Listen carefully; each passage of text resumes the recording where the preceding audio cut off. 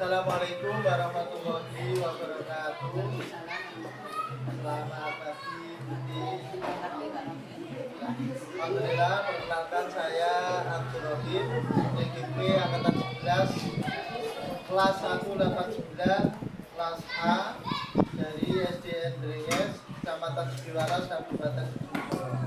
Alhamdulillah, pada pagi hari ini saya ingin mewawancarai Budi terkait pengambilan keputusan. Untuk pertanyaan pertama, Budi, bagaimana selama ini Ibu mengidentifikasi kasus-kasus yang merupakan dilema etika atau pendidikan moral?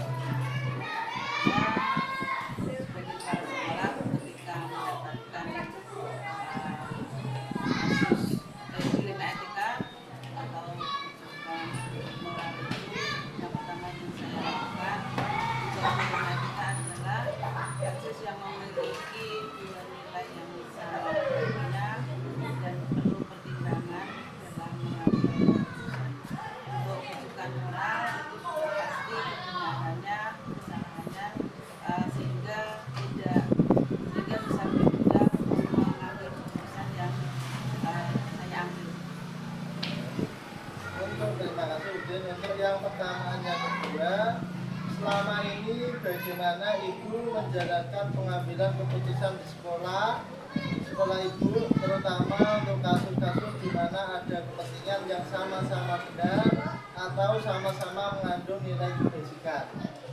Saya mengambil keputusannya berdasarkan kalau sama-sama kebijakannya itu pertama untuk mengambil keputusan dengan nilai kasihan dan memberikan kesempatan agar bisa melakukan perbaikan.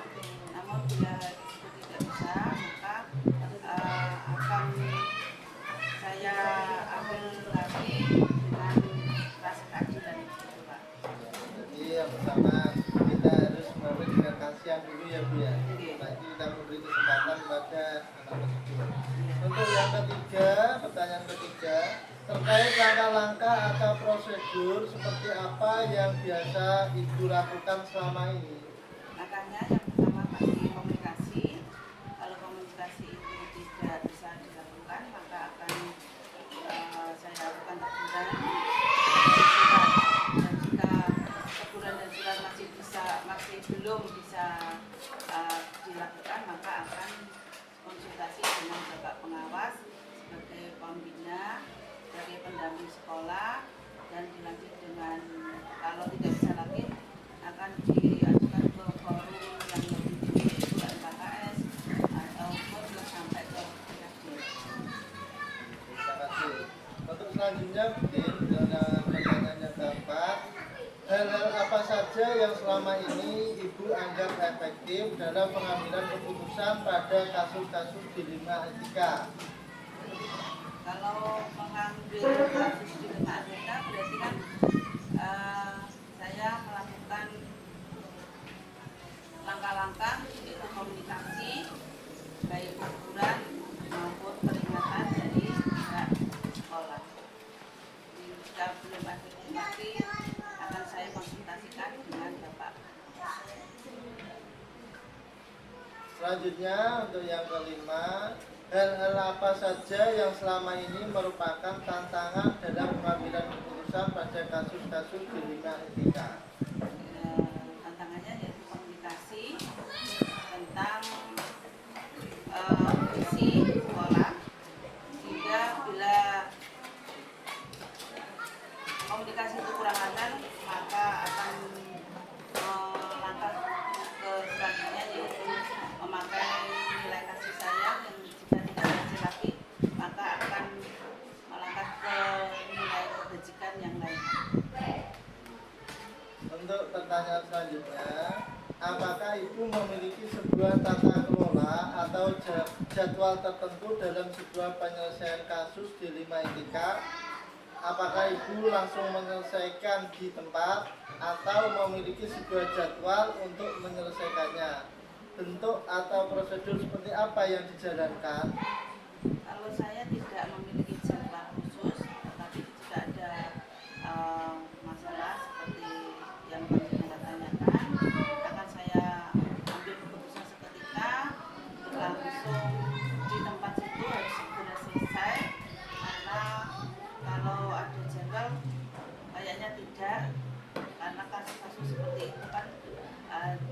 apa ya, juga tidak selalu ada gitu, sehingga saya tidak memerlukan jadwal yang tertentu. Jadi ketika ada suatu permasalahan yang harus diselesaikan di tempat, langsung diselesaikan. Bisa dibilang langsung diselesaikan di tempat ya Bu ya. Tapi kalau memang masalahnya nanti agak rumit, bisa dimusyawarahkan dengan Bapak Ibu dulu.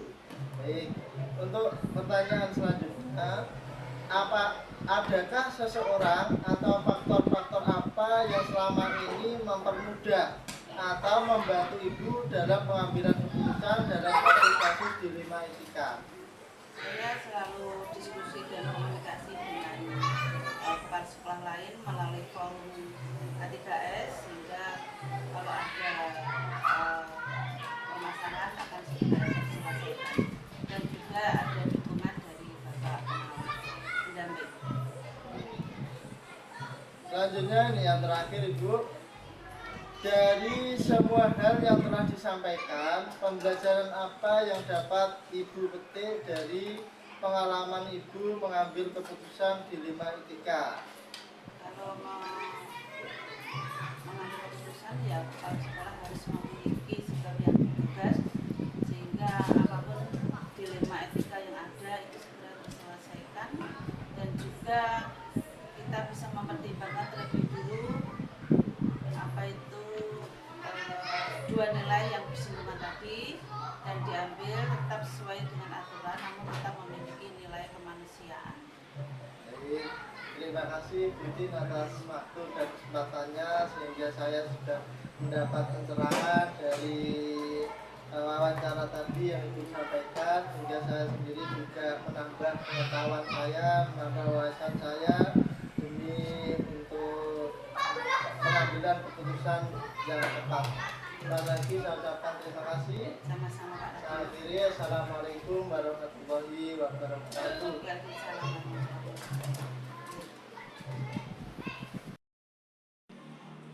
Assalamualaikum warahmatullahi wabarakatuh. Waalaikumsalam. Perkenalkan, nama saya Abdul Rokib, CGP Angkatan 11 dari kelas 189A. Alhamdulillah pada pagi hari ini saya akan melakukan wawancara bersama Pak Wujud di SDN Negeri Kedung Boro, Kecamatan Sidoaras. Gimana kabarnya Pak Wujud? Alhamdulillah sehat. Alhamdulillah sehat. Ini saya Pak Wujud, yang pertama ini kami akan melakukan wawancara dengan terkait pengambilan keputusan. Pertanyaan yang pertama yaitu, bagaimana selama ini Bapak mengidentifikasi kasus-kasus yang merupakan dilema etika atau rujukan moral? Ya gini Pak Faruk, ini ya, sebelumnya saya mengenai Bapak, saya sendiri masih tahap pembelajaran ya. Kalau Bapak menanyakan etika dalam atau rujukan moral, selama ini dalam mengidentifikasi ya, sebuah kasus merupakan dilema etika bila kasus tersebut memiliki dua nilai yang perlu untuk dipertimbangkan terlebih dulu dalam mengambil keputusan, sedangkan rujukan moral adalah kasus yang memiliki nilai yang sudah pasti benar atau salahnya, sehingga bisa lebih mudah dalam hal pengambilan keputusan. Itu adalah jawaban dari saya. Terima kasih Pak Wujud. Selanjutnya untuk pertanyaan yang kedua, selama ini bagaimana Bapak menjalankan pengambilan keputusan di sekolah Bapak, terutama untuk kasus-kasus di mana ada dua kepentingan yang sama-sama benar atau sama-sama mengandung nilai kebajikan? Ya, ini Bapak ya, kalau kita mengambil keputusan ketika kedua-duanya itu benar ya, ketika ada kasus yang sama memiliki nilai kebajikan yang harus mempertimbangkan kedua nilai tersebut, sampai membuat bingung dalam mengambil keputusan, harus berusaha terlebih dulu membuat keputusan dengan nilai kasihan. Ya, itulah yang dinamakan nilai yang nanti bisa menimbulkan sesuatu hal yang dengan kasihan tersebut. Ya, dengan memberi kesempatan agar bisa melakukan kebaikan, namun bila tetap tak ada usaha untuk memperbaiki, maka nilai keadilan yang diberikan. Ya, kita mulai nilai keadilan itu yang bisa kita gunakan. Selanjutnya lanjut untuk pertanyaan ketiga, terkait langkah-langkah atau prosedur seperti apa yang biasa Bapak lakukan selama ini? Langkahnya lah ya, satu yang bisa dilakukan adalah dengan komunikasi. Ya, kita harus saling komunikasi, Pak ya, untuk mencari tahu apa yang sebenarnya terjadi.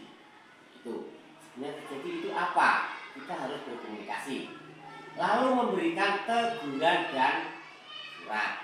Nah, kalau nanti istilahnya belum bisa kita beri masukan saran, mari kita beri teguran, mari kita pertama itu langkah pertama kita menulis surat.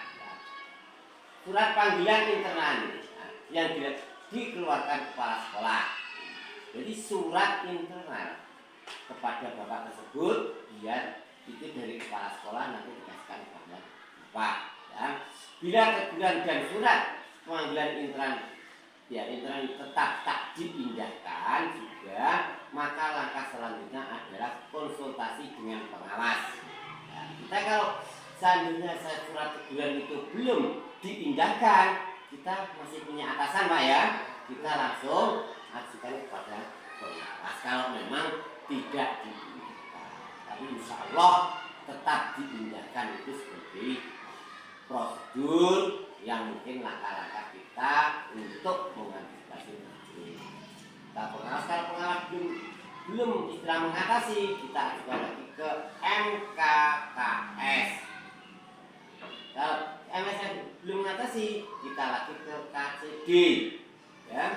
Dan kemudian kalau mentok atau sudah terakhir tidak diindahkan lagi, langsung ke BKB, Badan ya Kepegawaian.